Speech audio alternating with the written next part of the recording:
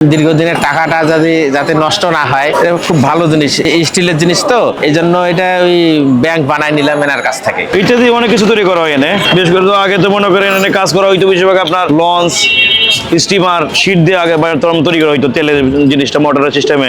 এখন তো এগুলো চলে না। এইটা আমার ওই মেয়েরা টাকা জমা রাখবে, ওই মাটির ব্যাংক আছে না, মাটির ব্যাংক তো পড়লে সানের মধ্যে পড়লে ভেঙে যাবে, আবার ওই টাকা বাইর করা যায়। আবার প্লাস্টিকের যে ব্যাংকগুলো বাজারে আছে ওগুলো তো ব্লেড দিয়ে কাটা যায়। তাই দীর্ঘমেয়াদী একটা টেকসই জিনিস কল্পনা করছি, মনে মনে কল্পনা করছি, তা ওনাকে আসি বললাম, তা উনি সঙ্গে সঙ্গেই বুঝে ফেলছে। তাই যেমন এখানে সিদ্দিকটা করে দিছে, এমন ভাবে করে দিছে যে টাকাটা ঢুকবে, কিন্তু কখনো ওই কাঠি দিয়ে বা ঝাড়ুর কাঠি দিয়ে আটা দিয়ে টান দিলে আর কোনো বাইর হওয়ার কোনো উপায় নাই। শুধু পকেট মানে এক ঢুকে, কিন্তু বাইর হওয়ার কোনো উপায় নেই। একমাত্র এটা কেটে যেদিন ওজন বেশি হয়ে যাবে তখন এটা ইয়ে করবো আর কি। ওরা 10 বছর যদি জমায়, তো 10 বছরে যদি কয়েক লাখ টাকা হয় তো ভালো।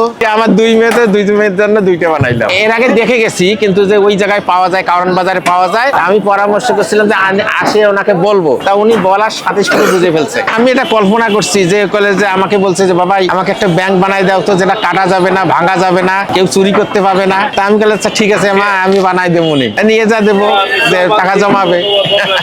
এই জায়গায় ভাই অনেক কিছু বানানো হয়, বিশেষ করে আপনার মোটরসাইকেলের টাঙ্কি রিপেয়ারিং থেকে ধরে আর হাড়ি বাজার থেকে ধরে ড্রাম, তারপরে ব্যাংক, বিভিন্ন জিনিস বানানো হয় এখানে। ডাক টিন, মুড়ি টিন তো আছেই। এখন তো আরিফেলে বিভিন্ন চাইনা কোম্পানির জিনিস বাড়িয়া এখন মনে করেন মূলত ড্রামের কাজে বেশি করা হয়। এটি হলো কাজু বাদামের, তারপরে সরিষা, সয়াবিন তেল, এসবের খালি রিজারি।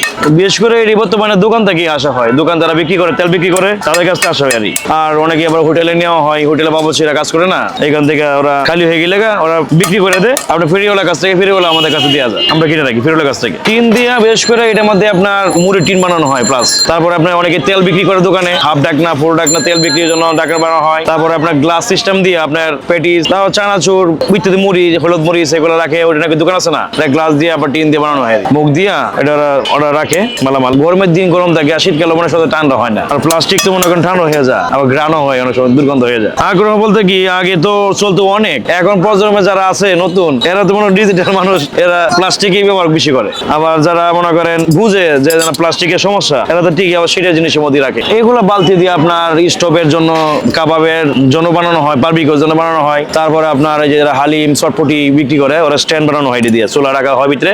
আর লাকড়ি, বর্তমানে গ্যাসের সমস্যা, লাকড়ি চুলা বানানো হয় এটা দিয়ে। টিন কাইটে মনে করেন ভিতরে আরো কাজ আছে অনেক, ডাবল সিস্টেম করে তারপরে চুলা বানানো হয়। টিনের আপনার বানাইতে গেলে, আপনার মুড়ির জন্য বানাইতে গেলে আপনার 100 টাকা 50 টাকা মজুরি পরিবর্তমানে হন, আর আপনার বিক্রি করা হয় 150 থেকে 60 টাকা। আর যদি শীট দিয়ে বানানো হয় টিন, তাহলে আপনার 400 টাকা 500 টাকা বিক্রি করা হয়। টিন দিয়ে বহু ধরনের কাজ হয় আলহামদুলিল্লাহ।